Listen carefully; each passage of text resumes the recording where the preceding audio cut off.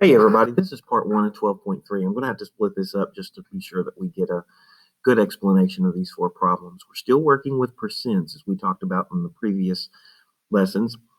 So we got four situations here that it wants us to solve, but we also want to think about it as how we would solve this with an equation. So the first one says that a store is offering a discount by 20%.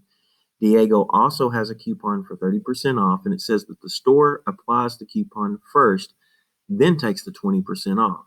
Okay, so we know that he pays $18.40 for the pair of shoes. We want to find the original price. So what I have here is we're going to use X, and that's going to represent the original price of these shoes. Okay, now if following the situation here, it says that they take off the $3 first. Now, since they do that first, that needs to be in parentheses because when we take a percent, remember we're multiplying, and in the order of operations, multiplication comes first. So we've got to be sure that we subtract first, and that those parentheses ensure that. Now, since it's 20% off, we could take 20% of that and then subtract. There's several ways that we could do this, but if we're looking for one equation, we want to take that 20% off of 100% to give us 80%. Okay, so when we want to change that to a decimal, we're going to divide that by 100, and that could be 80 hundredths. So, and I put my decimal in the wrong place, and that looks like a 6. So I have 80 hundredths times that expression, and I know he paid $18.40. So if I'm solving this, I want to divide by the 80 hundredths. Okay, so I have 1840, and I want to divide by 0.8, and that gives me 23. Okay, so I have $23 here, and I'm left with X minus 3 over here on the left side. So now inverse operations tells me that I want to add 3, so that gives me my 0, and so I have X is equal to $26.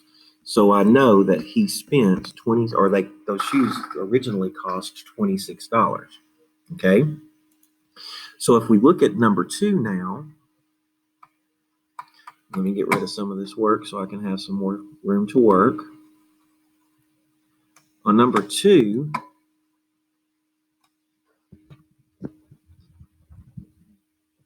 okay, I want to write that $26 back.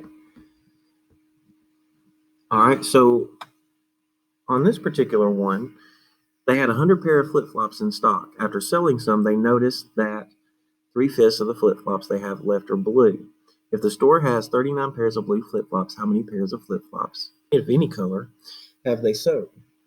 All right, so in this particular one, we know that they had 100 pair in stock. Okay, we know that they sold some, so we're going to take those off. Well, then they notice that 3/5 of those are blue. So once again, we have to use those parentheses there. And we know that they have 39 pair. Now that's the blue. We want to know the X, which is how many they have from the beginning. So once again, we're going to get this by itself. We got to have our balanced moves. Remember that you can multiply a fraction by its reciprocal to get 1. So we can multiply that by 5/3, and we got to do that to both sides. Okay, well, that gives me my 1. I'm too close to the corner over here, so I have 100 minus X. Now if I divide this with a fraction, all fractions are a division problem, so I have 5 divided by 3. Well, I can take this 3 and divide it into 39. That's going to give me 13, and then 13 times 5 will give me my answer here of 45.